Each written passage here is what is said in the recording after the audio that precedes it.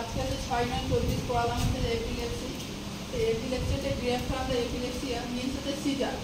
এবার হচ্ছে caesar definition the trimmer. ট্রিমারটা কি হচ্ছে যে jerking movement of the local body part. একটা কি হচ্ছে জার্কিং মুভমেন্ট হচ্ছে, এটা কাদের ক্ষেত্রে দেখা যায় যে অ্যালকোহলিক পেশেন্ট বা লিথিয়াম ড্রাগ ইউজার।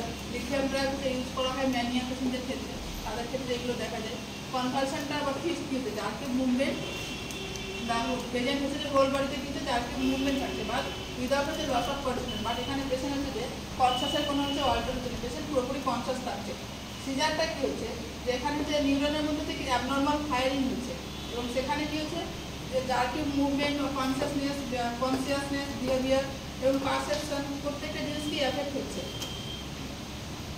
তাহলে হচ্ছে কনভালশন আর হচ্ছে সিজারের মধ্যে পার্থক্যটা বুঝতে পারছি। এখানে হচ্ছে যে জার্কিং মুভমেন্ট থাকছে বাট পেশেন্টের কনসিয়াস কিছু চেঞ্জ হচ্ছে না, অল্টার হচ্ছে না। এখানে কি হচ্ছে প্রত্যেকটা জিনিস হচ্ছে চেঞ্জ হচ্ছে, মুভমেন্ট থেকে কনসিয়াস বিহেভিয়ার সব কিছু চেঞ্জ হচ্ছে। এপিলেপসিটা হচ্ছে এটা হচ্ছে কি একটা যে ডিজঅর্ডার থিং হচ্ছে যে রিকারেন্ট হচ্ছে এপিসোড বারবার যেটা হবে সিজার প্রেজেন্ট থাকবে। এপিলেপসি ক্ষেত্রে হচ্ছে কি হচ্ছে যে বারবার হচ্ছে যে কি সিজারটা হচ্ছে প্রেজেন্ট থাকবে। কজেস অফ সিজার, সিজারগুলো কি কি হতে পারে? ADHD মোস্ট কমনলি কজেস অ্যাডাল্টের ক্ষেত্রে দেখা যায়, কারণ হচ্ছে যে কি আমাদের ব্রেনে ফাংশন ক্ষেত্রে দেখা যায়। বা congenital CNS disorder most commonly দেখা যায় চিলড্রেনদের ক্ষেত্রে। সেন্ট্রাল নার্ভাস সিস্টেম থাকে, তার যদি কোনো প্রবলেম থাকে, কনজেনিটাল মানে হচ্ছে যে কি জন্মগত যদি কোনো প্রবলেম থাকে সেক্ষেত্রে। আর হচ্ছে ফিভার, বাচ্চাদের ক্ষেত্রে মোস্ট কমন হচ্ছে ফিভার হলে কি ফিভার যদি হচ্ছে অনেক বেশি থাকে তখন হচ্ছে যে ফিভার হওয়ার সম্ভাবনা থাকে।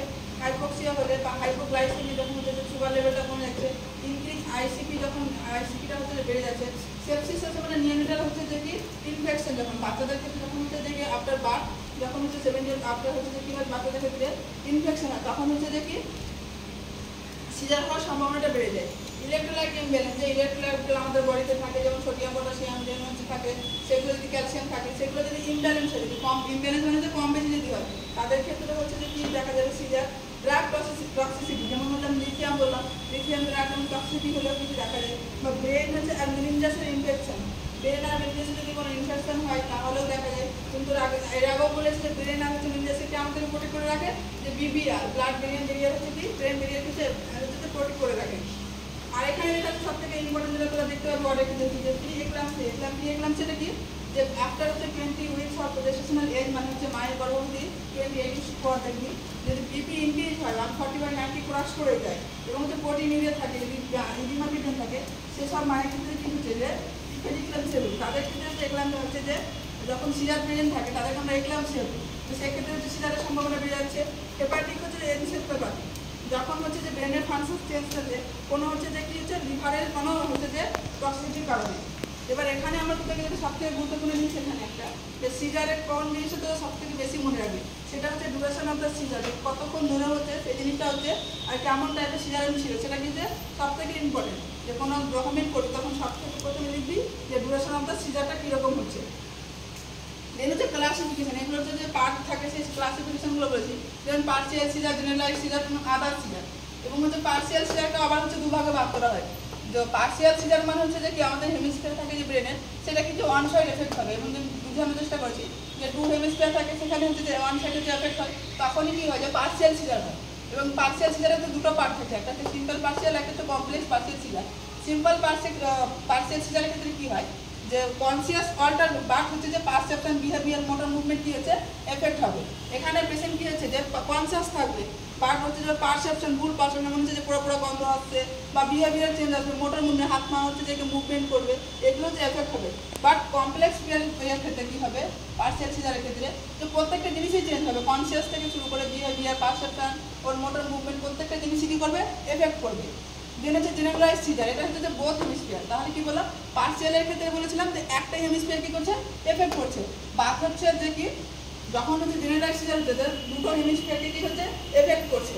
এবং সেটা কি হচ্ছে যে ফার্স্ট যেটা লিখেছি টনিক অ্যাডনিক হচ্ছে যে সিজার, এটা কাদের ক্ষেত্রে দেখা যায় যে মেইনলি সিভিটি মাল্টিপাল ব্রেন হচ্ছে ইনজুরি অ্যান্ড হচ্ছে আইকুলো যাতে থাকে ব্রেন যাদের ফ্রেন্সের কম দিয়ে থাকে আইকুলো হলে হচ্ছে আর মাল্টিপাল হচ্ছে ব্রেন মানে অনেক হচ্ছে অনেক রকমভাবে কি হচ্ছে যে ব্রেন হচ্ছে যে ইনজুরি হয়ে যায় তাদের ক্ষেত্রে হচ্ছে টনিক অ্যাডনিক সিজারটা দেখা যায়।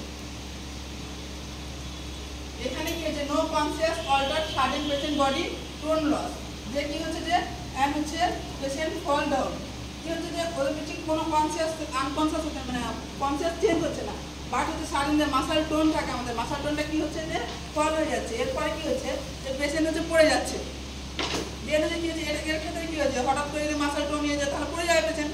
এক্ষেত্রে কি সব থেকে বেশি ইঞ্জুরি হওয়ার সম্ভাবনা বেশি থাকে, সেক্ষেত্রে হচ্ছে ক্রনিক অ্যাডনিক সিজারের ক্ষেত্রে সব থেকে বেশি হচ্ছে যে ইঞ্জুরি হওয়ার সম্ভাবনা বেড়ে যায়। এবার অ্যাবসেন্স অফ সিজার, যেটা বললাম তো যে ডোজ কভারলি 4 to 5 হচ্ছে ইয়ার্স টাইমের ক্ষেত্রে দেখা যায়। এটা হচ্ছে যে লাইক হচ্ছে patient look like a dead dream. Dead dream মানে তোদেরকে বলে বোঝানোর চেষ্টা করলাম, যখন হচ্ছে যে একটা হচ্ছে যে কাউকে দেখে বা কাউকে তাকে যেমন একটা আনকনসিয়াস, এখানে কি বলতো যে আনকনসিয়াস কনসিয়াস থাকছে বা হচ্ছে কনসেন্ট্রেশন যেটা হচ্ছে ঠিক মতো দিতে পারছে না, সেক্ষেত্রে হচ্ছে যে অ্যাবসেন্স সিজার।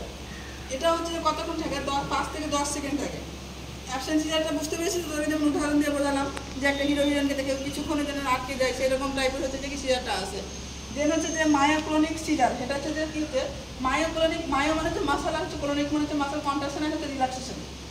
এখানে একটা হচ্ছে টাইপ অফ সিজার, এটা কি হচ্ছে সাডেন হচ্ছে কুইক আনকন্ট্রোল মাসাল মুভমেন্ট উইদাউট হচ্ছে ওয়ারা স্টেজ মানে হচ্ছে ফল পারসেপশন, যে কোনো ফলস পারসেপশন আসছে তার আগে হচ্ছে যে কোনো আমার হ্যালুসিনেশন এক কথা, যেটা হচ্ছে মনে হচ্ছে না যে আমার হচ্ছে যে পুরো কম হচ্ছে, এইসব আসার আগে কি হচ্ছে যখন হঠাৎ করে মাসাল আনকন্ট্রোল মুভমেন্ট হচ্ছে এবং হচ্ছে ওটার লস অফ করছেন, তাকে বলছেন যে মায়োক্রনিক সিজার।